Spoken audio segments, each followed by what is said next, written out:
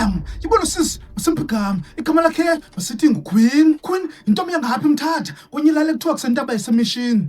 uQueen wayehlala umakhulu wakhe, abazali bakhe basweleka. uQueen wayefunda ke njengomntana wonke, isikolo sakhe sasikude, wayithatha boma 2 hours walk. Babethembele ngehike, bebengenayo imali transport, nazazi bosinto yaselalini. Komnye unyaka uQueen wayefunda ugrade 8, so one day wayesiya esikolweni ehamba ngenyawo, wafumana ihike kulo tata waSimpigama igama lakhe nguDaddy. uDaddy wayetshatile kwaye engusomashishini. Xa incokola noQueen chememphi hike wayembalisela kuba nontombi yazi uba ndandifuna nomama wakho. uQueen ke naye wathamba, kodwa into wayengayithandi ngalo tata wayipha yena yedwa ihike, wayebadlula abanye abantwana. uQueen wayengakhathazeki kakhulu ngoba lo tata wayempha qho ilift, ngoba ixesha kaDaddy lophangela ikungela xesha likaQueen ayangali esikolweni. Wayemane amchola ke amsa esikolweni, amphathele nelunch ngebreak.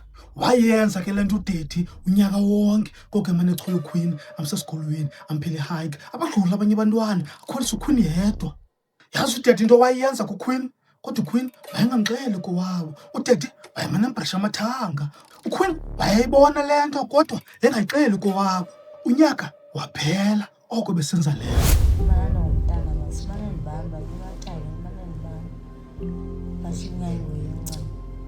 Mane siya ke napanzi esikolweni. Mane senza lento yakho mane mbamba. Engabamisela abanye abantwana. Wanibisa. Wayemane ndiphathele lunch ke wadwa wandixela ke mane nzisela izinto ngebreak, mane nzisela izinto ngebreak. Kwala ngonyaka olandelayo, kulo nyaka ke uQueen wenza ugrade 9. uDaddy ke nakulo nyaka bemane emchola emphi hike amsesikolweni.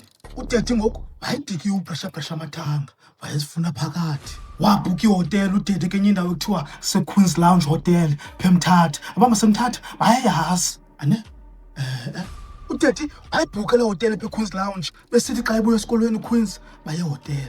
Benze into abayenzayo, azibethe phakathi uDaddy uphinde bayibethe uyelalini. uDaddy wayemshiya nesimuncumuncu ke uQueen. Bayiqhuba ke lento kulanyaka, mane besiya esikolweni babuyele hotel, abuyele ke intaba kamishini ezilalini nezibuncumuncu uQueen. Kwala ngenye imini caba yayi-weekend, uDaddy wayibhukile phaa eQueen's Lounge Hotel kunye noQueen. Bathe basahleli kumnandi wafowuna umfazi. Caba i-emergency, umntana wabo uyagula. Bamshiya uQueen phaa hotel, wamnikela imali ngoba yena kufuneka eqamonti. Bashiyeka ke yedwa uQueen phaa hotel. uQueen wayeqala uhlala ke kule hotel ixesha elide, ngoba ixesha elininzi bebefika nje for i-hour baphinde bahambe. Lo mjikelo wahlala, kwathi kurhatyela kuba late. Xa befuna kaQueen yamsokolisa, waphuma phaa kuye hotel. Xa beyoboleka itshaja phaa kwi-reception. Wathi xa ephuma phaa kuye erumini ihamba kwi-corridor edibana namanye amantombazana, hamba namanye ubhuti. Mane bethi tshwa kezi room, bathi tshwa kezi room. Umntu ngamnye uphethe umntu wakhe, kwaye abantwana banxiba impahla ezimfutshane. Khona intombazana yeme yodwa phaa nxiba impahla ezimfutshane. Yambuza, hello sis, singanceda? Washo uQueen uba hayi mani xolisa sam, ndifuna nje ukwitshaja. Yambuza le ntombazana, okay uhleli phi karoom bani? Anana. Washo ke uba ukaroom bani, yalaa nto mokhenza ukuvizithela. Yafika nyhani le ntombazana, yahlala phaa noQueen, yahlala phaa yamncokolela uQueen. Wabuza uQueen kwenzeka ntoni apha, nenza ntoni? Yamxelela ke laa ntombi, hayi apha sirenta iroom, into esiyenzayo siyathengisa, xa sisebenzise elo gama xa siyiteketisa kuyabhejwa. Ntombazana yamfaka ke emakhahlambeni, yathi jonga sina-WhatsApp group kunye ne-Facebook group apho siposta khona uba sicela ubhejwa. uQueen wayemamela le nto out of curiosity, kodwa ke zangenza into ngaloo nto. Following day wavuka ke wachecka out ehotele wagoduka. Few months later uQueen usetawuni edolophini eMthatha, uthunywa umakhulu wakhe bamagotsala imali endohle.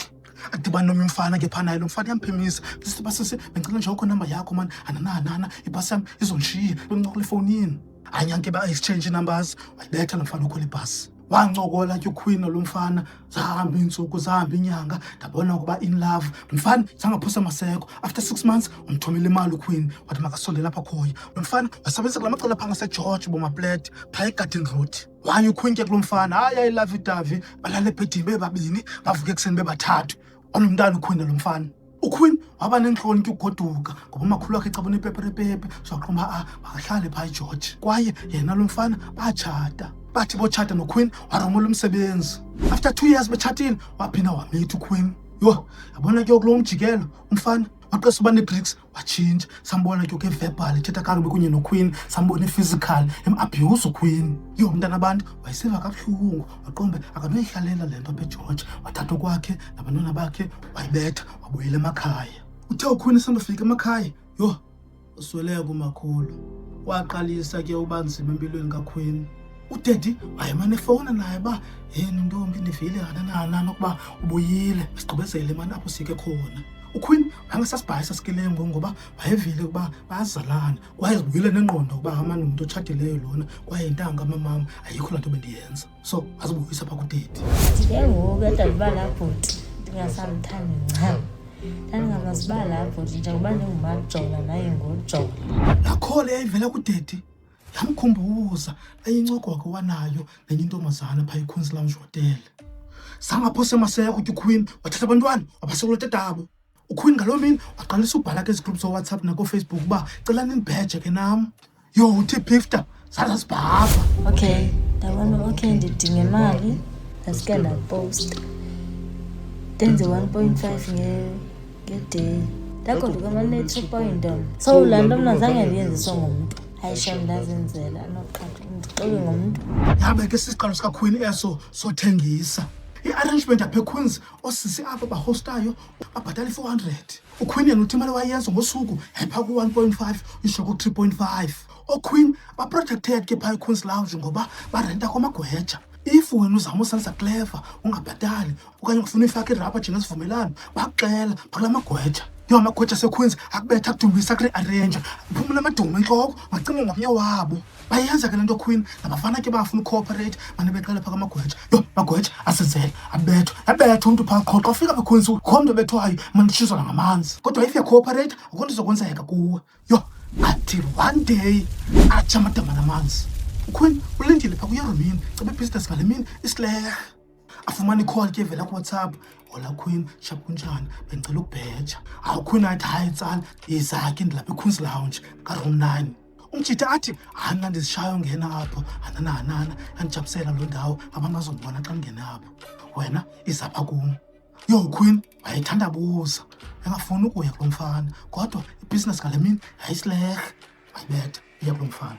Ake wafika uQueen emfaneni wasebenza xa kufika ixesha ukuba makagoduke ufuna imali yakhe. Wathi umfana akazoyifumana. Hayi uQueen ke naye buza hayi wonjani ebhuti yazi mos basebenza njani. Hey after ngikuzoyifumana ashembunye esondela ngakuye waqasha physical umfana wamfaka imbamo esezothini uQueen ngabona nabantu cela amaxola. Okay ke bhuti abantu cela undiyeke ke bhuti njani khuleke wena ufana wasenzela uQueen amane mbethe amfaka imbamo namanqindi. uQueen uyascreama ngapha yo cela nincede. Lo mfana jembe mbethe uQueen uyathetha yakhumbula ndake nakubheja ipha eQueen's Lounge caba nanshota nge5 tiger wena wanxela kwamagwetha ngicela bazokufumana yabona wona namanxeba enhloko ndithungiwe ngenxa yakho. Yo bacela amaxolo umntana abantu lo mfana wemkhutsha nomkhoyisha efuna umbulala. Yo uthekise njani nakhathi ucabo caba ngabantu basekumelwaneni bambethe nomjita bamkhubela ngaphandle bambetha wanye abahlali wolala esibhedlele. uQueen waphila wayesibhedlele wanyangwa wakwathatha ibreak pha eQueen's Lounge wabuyela kokwabo kuntaba kaMeshini. Lamfana yena ke vakala ukuba wasoleka esibhedlele. uQueen ubuyela kophi eQueen's Lounge uthi ngayomxhoma ke bafethu ufumaneka ka room 8 okanye ka9 okanye ka10. Ask Mustini indawo yani ke leya support local business bafethu. Ayishop Wole bafethu shop kunjani mamela before siye storyini ndifuna uxelela into if uyayithanda imali njengami mamela registerisha with EasyBet sebesele link xa ufika kule ndawo ithi promo code uthi skelem50 sebese code yami skelem50 uzofumana sign up bonus 50 rand. La 50 rand ungahlala nephini game pha easyBet wenza imali khona sawenza spinayo mos sizibona mos ungaspina zawe 25 times for free. So ungalibali ke to register sebenzisa link xa ufika pha ndawo ithi promo code uthi skelem50 mhlambe ngisini story mamela xa uwinile ungalibali sibhubhuza soyithula mali story time.